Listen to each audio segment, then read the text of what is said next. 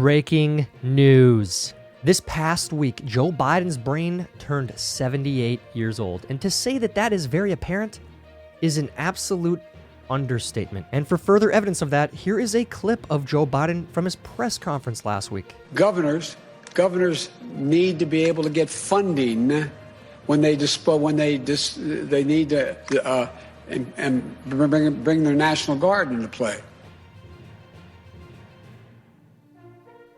I'm Tyler ZED. Welcome to ZED News. Welcome to ZED Education, and welcome to another episode of ZED News. We have a lot to get to today. Obviously, we're going to go over some more Biden gaffes, Colin Kaepernick getting called out by CNN, and I want to go over some coronavirus stuff. And yes, I've tested positive for the RONA. More on that here in a little bit, but first we have to go over our 3 public service announcements.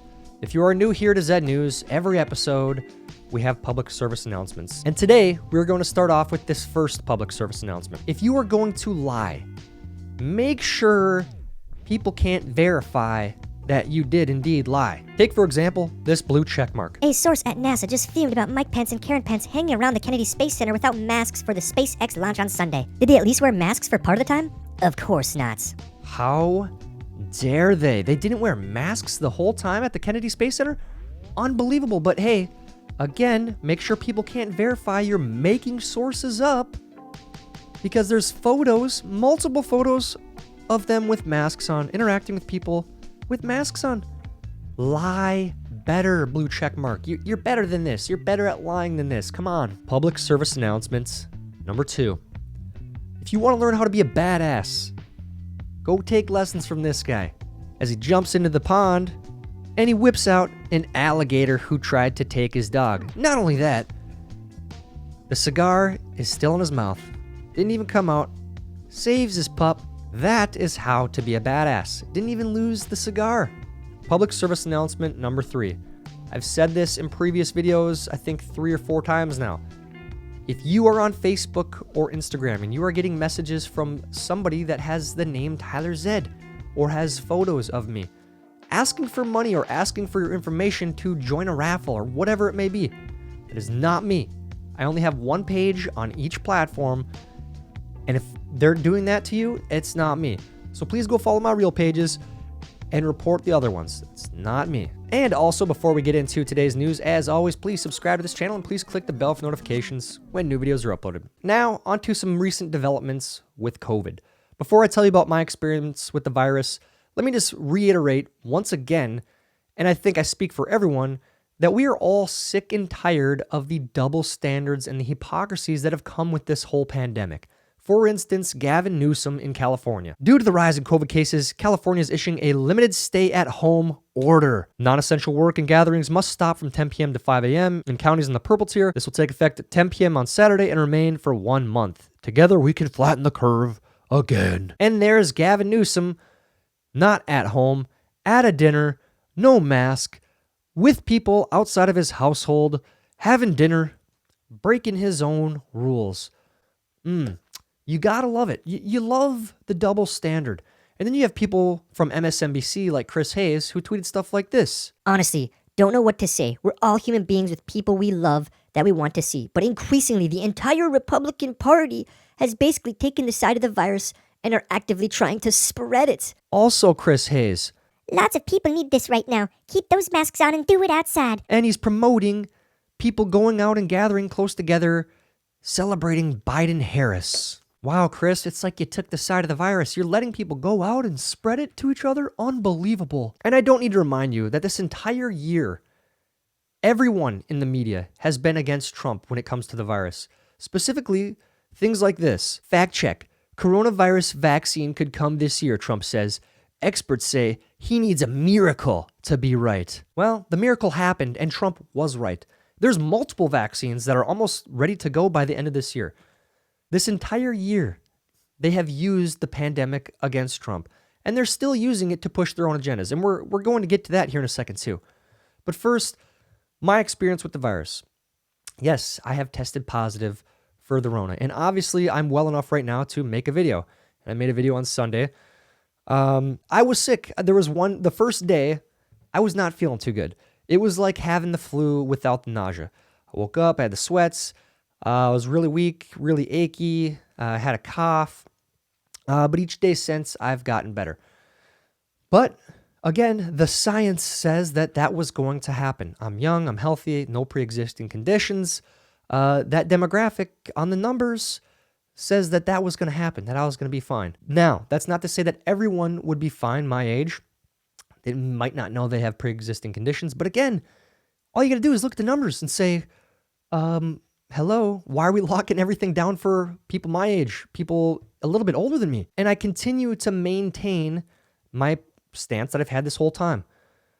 Protect the vulnerable, open everything back up.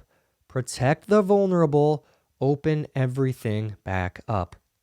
That's it. And then you get arguments like, well, what about grandma? You're spreading it. These young kids that go to school, they're going to spread it to people at home.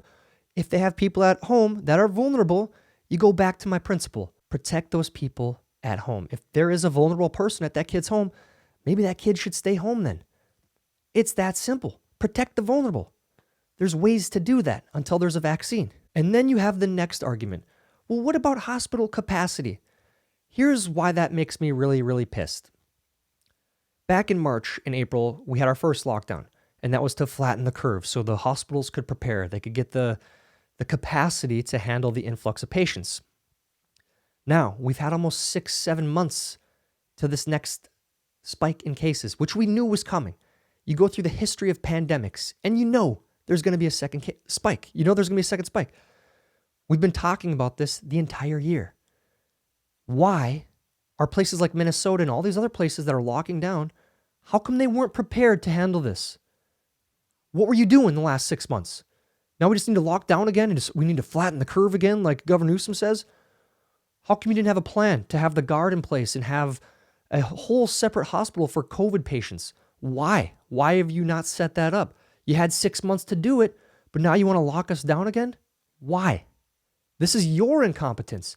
You did this. And here in Minnesota, you can't get together for Thanksgiving because you could be fined $1,000 or face up to 90 days in jail. And this is right in the policy that he just released, the governor just released. This is not okay. This is your private residence. Under the Constitution, you can gather. If you feel that you want to put yourself at risk, you want to, hey, look, I know that I could possibly get the virus, but I'm still going to have dinner with my folks. I'm still going to have my family over. You have that right. It's a private residence. You can do that.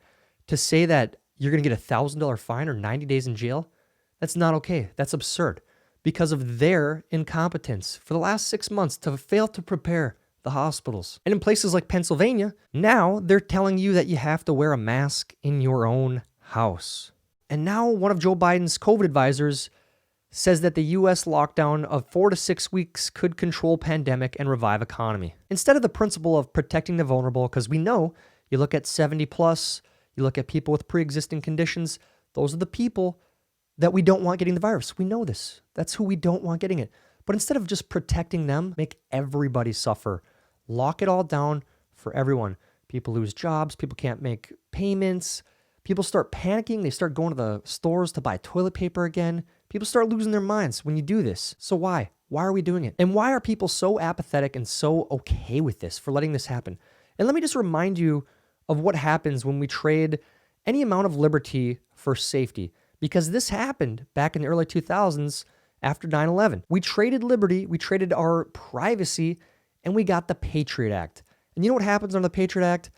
Every text message you send, every phone call you make, every email, everything you do online gets sent back and hoarded in the NSA database. That happens. You don't have any privacy. And they can Google that. You got pictures of you at the ATMs.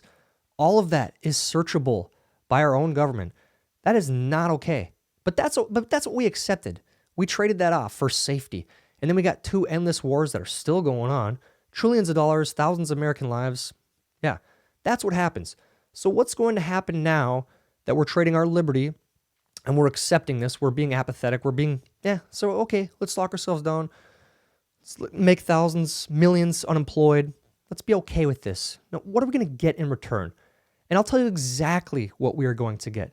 And we're already starting to see it. We're getting calls from people like Elizabeth Warren to cancel student loan debt. Student loan debt is holding back a whole generation from buying homes, starting small businesses, and saving for retirement. All things we rely on to grow our economy. Executive action to cancel student debt would be a huge economic stimulus during and after the crisis. During and after the crisis.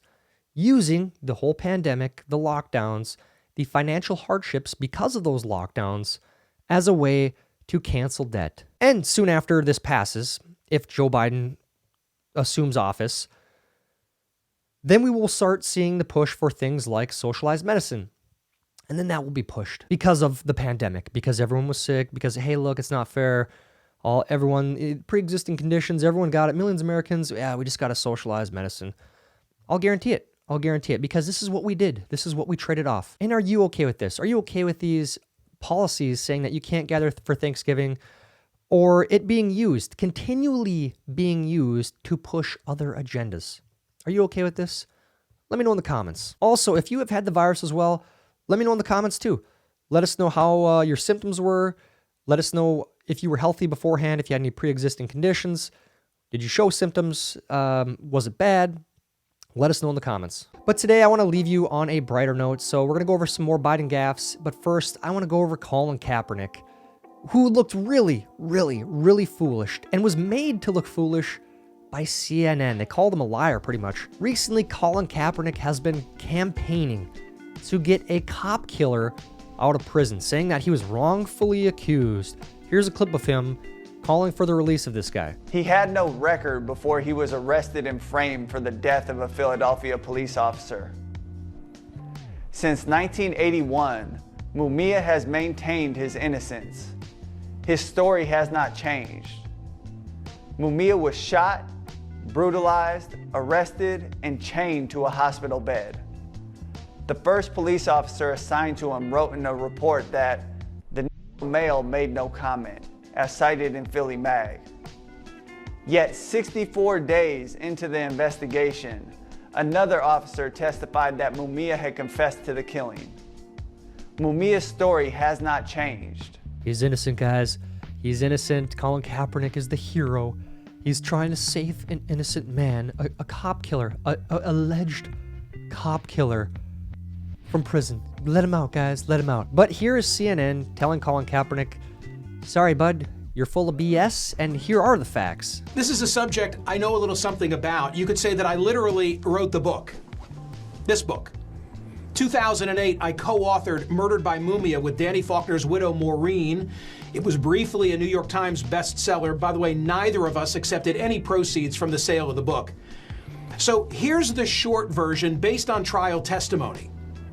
On December 9, 1981, at about 4 a.m., 25-year-old Daniel Faulkner was executed while making what seemed like a routine traffic stop.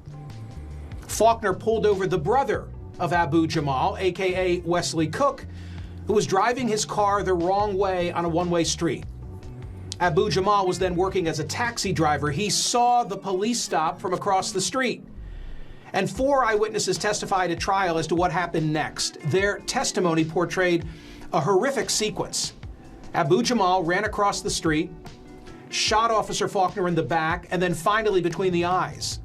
Before that final fatal shot, Officer Faulkner had himself discharged his gun, hitting Abu Jamal in the stomach. With that bullet, you could say that he confirmed the identity of his executioner. When police arrived, Abu Jamal was still wearing his shoulder holster. The murder weapon registered to him was next to him on the ground at the murder scene. He'd purchased it at a local sporting goods store. Ballistics tests verified that the bullets found in Abu Jamal's gun were the same caliber, brand, and type as the fatal bullet removed from Officer Faulkner's brain. Both men were taken to a local ER. Faulkner was pronounced dead. Abu Jamal was heard by witnesses, including a security guard, to say, "I shot the MFer, and I hope the MFer dies." Keep trying to create something out of nothing, Colin. It's really sad to see how brainwashed you've gotten, because you still had a chance to play football. You were not good at the end and when you stopped playing because your mind was elsewhere. But if you put your mind back into it, maybe you could get back to the Super Bowl. I don't know. You might be past the hump, but I hope that's the route you take, because what you're doing now is honestly pathetic. And to leave you with some more Joe clips. First, I want to go back over the opening clip. They talked about that in some detail. Thirdly, We discussed the need to help states with Title 32 funding for the National Guard. That's a fancy way of saying governors need to be able to get funding when they need to bring their National Guard into play. And National Guards are going to have to play this. It costs a lot of money. Guys, his brain turned 78. 78 years old. And I want to remind you, career fields like air traffic control, you have to retire in your 50s. You have to. You don't have a choice. Because the science says once you get into your 50s, start getting into your 60s, you lose some of your mental faculties. It just happens. It's what happens with age. It's not a bad thing. This guy's pushing 80 years old. What's going to happen when he goes over to North Korea and starts sniffing Kim Jong-un's kid? What's going to happen then? I don't know, but that's where we're at. And here's how Joe Biden came out to this press conference. Hello, folks. Good afternoon. Thanks for your patience. The Vice President-elect Takes off his mask and coughs into his hand. Joe, you touched that podium. You touched the microphone. You could have just spread it to all these staffers. They're to go tear all this stuff down after you. How dare you? You're not even following your own rules. Come on, man. And finally, another clip of him getting tongue-tied. Honestly, at this point, I don't know what he's saying. I don't know what his whole goal is. I don't even know if he's going to make it through the first year. Here it is. We talked a lot about with the governors about what the immediate needs are. We're going to employ the Defense Reconstructive Act to be able to go out there and dictate. Obviously, the Trump lawsuits still have to play out in the courts. What if Biden assumes office? We are in for a long 4 years. Let me know what you guys think in the comments. What do you think about Biden? Do you think he's going to actually take office? And how long do you think it is going to be before Kamala takes over? What do you think about Colin Kaepernick? What do you think about him getting called a liar by CNN? Again, let me know in the comments. While you're down there letting me know what you think, please like this video. Please help me get it recommended to others. That's it for today's video. Until next time, I'm Tyler ZED, and this is Education. And you ain't black. Idiots.